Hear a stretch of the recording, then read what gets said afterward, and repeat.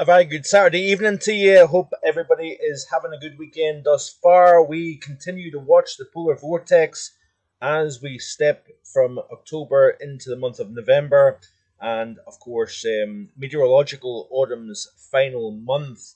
Some, of course, kind of hinting, trying to, kind of stir up some interest in cold ideas for the month of November. But as I play through this GFS loop here, this is the latest run, and there is no real true indication that we are going to see any kind of true and strong weakening of the PV as we go through at least the first half of November. So as it stands right now, I don't see anything particularly firm in terms of any great change in the pattern. Now, what I do see, however, in terms of a change in the pattern, is that we are going to start to see the overall orientation of the upper flow becoming a little bit more west-east as opposed to this meridional flow at the moment where we've got strong high pressure over the western portion of the Atlantic.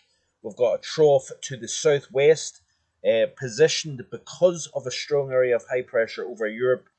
But as we go through this week and on into next week, we will start to see that area of high pressure over the northwest Atlantic collapse, and we get more of a trough kind of almost extending from North America to Europe here. So we're going to open up the Atlantic door, and there is room for the potential for storminess coming in during the month of November here. But classic autumn weather. We are going to see the temperatures trim back, return to normal, or closer to normal at least, and the Atlantic flow is going to roar. But as it stands at the moment, there is nothing autumnal in the southeast of the British Isles. We've got this set up here. We've got an area of high pressure over the Atlantic, or over Europe, should I say, and a nearby area of low pressure at 988 millibars, according to the latest run of the GFS, positioned just to the west of Ireland here. 850 temperatures are like this. We've got the 15 Celsius isotherm on the north coast of France, ever so close to the southeast of England.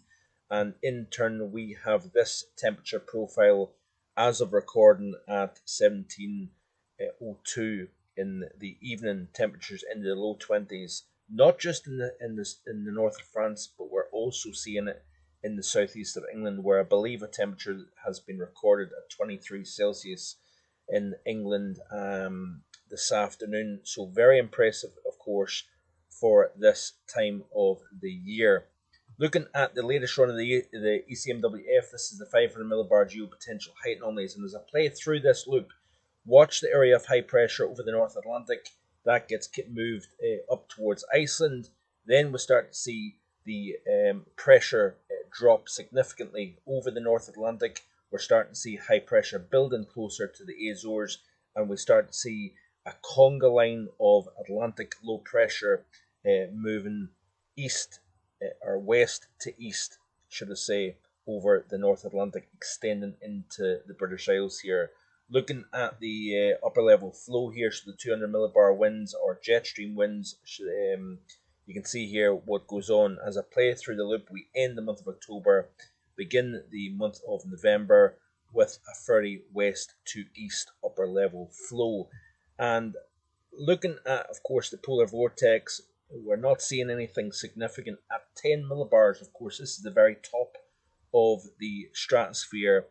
This overall polar vortex does not look as if it's going to do anything significant in terms of weakening or anything at the moment, but there is, if you look at the Manjulian oscillation, it is expected to go into phases 6 and 7, which is over the West Pacific, enhanced upward motion, and that may help lead to something a little bit colder later down the road. But that is wish casting, folks, and I'm not going to go down that road. I'm trying my very best this year to show you exactly what I'm seeing and my hunch without going down the road of forecasting something just for the sake of forecasting. I'm trying my best to kind of show you the kind of facts as opposed to kind of hoping a particular weather pattern may develop here. But North Atlantic Oscillation remains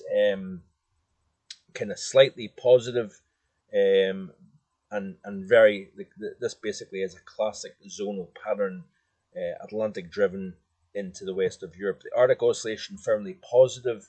It trends down towards still positive, and this is basically one of the reasons why I'm not overly optimistic that over the next couple of weeks we're going to see anything particularly cold or anything.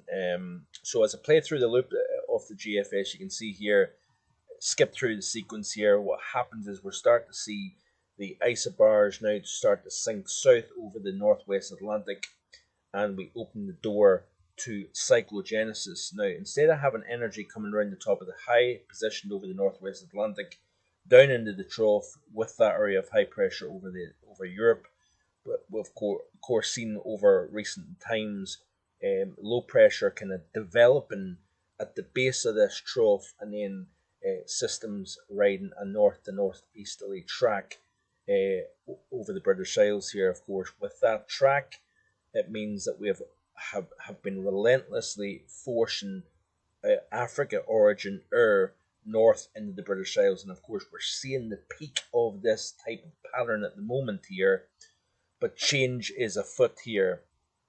The last 5 days has looked like this in terms of the temperature anomaly here, so a significant spell of warm conditions, and I think my call back last Sunday saying that this could be one of the warmest ends to an October stroke Halloween on record, I think has had a degree of merit. Now, maybe not the warmest Halloween on record, because we may start to see the temperatures kind of drop slightly in the run up to Halloween, but certainly the last 5-6 days has been exceptionally mild. Even a temperature of 18.5 Celsius on the Moray coast of Scotland yesterday. Very impressive, of course, for the 28th of October. And the month of October overall has looked like this here. And of course, remember, back at the beginning of the month, we had actually average to slightly below average temperatures over the British Isles. Now it is a very, very widespread warm month of October across Europe. And this trend has been continuing for throughout 2022, of course. And with no real change, you are seeing some warming taking place over Asia, pushing against the polar vortex, but there's nothing really clear cut in terms of any significance to that at the moment here. Certainly we'll keep an eye on that, and we will watch this space as we go into the month of November. But as you can see here, as I play through the loop, moving from October into the month of November, we'll start to see the systems developing here as opposed to down to the southwest of the UK. So therefore we cut off that source of air coming out of Africa, and we'll start to see a much more classic cold getting drawn out of Greenland, of course warming up as it crosses the warm Atlantic. We've got milder air trying to lift north, powering a strong jet stream in between, and the development of low pressure along that jet stream.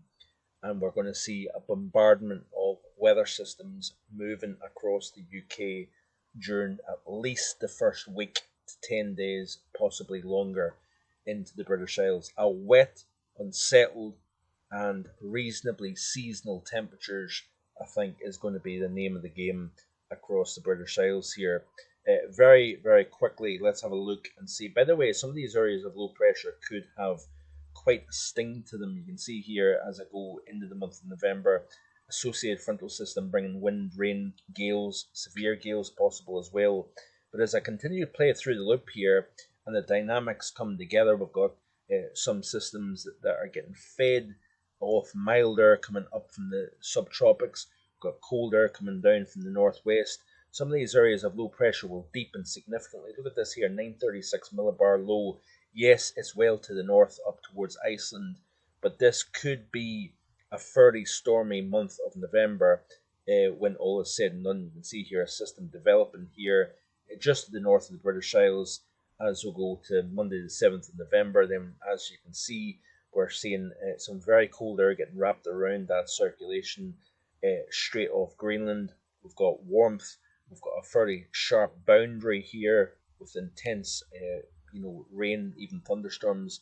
But this is the setup here that can produce some fairly significant areas of low pressure that may have impact, if not indirect impact, on the British Isles as we go through November here. Taking a real quick look at the UK here in terms of snowfall, and I'll tell you what, it's going to be. I think this is going to be another warm, wet month. I may have to eat my words at the end of the month, and I will hold my hand up to that. But certainly, when you look at the overall picture, positive NAO, positive Arctic oscillation, certainly at least the first half is looking fairly wet, fairly unsettled with seasonable temperatures here. As I play through this loop, can we see anything in the way of snowfall? This type of pattern actually could produce snowfall in the mountains of Scotland, for example, possibly the North Pennines, if you get a frontal system moving through with cold air coming in the backside, for example. But as you can see here off the GFS, right through to the middle portion of November, there is very little in the way of snow projected by the models here. So turning stormier as we move into the month of November. Let's see what happens. Thanks for watching. I do appreciate it. Please like, share with your friends and family, and hit that subscribe button if you haven't already done so. Enjoy the rest of your Saturday evening. Bye for now.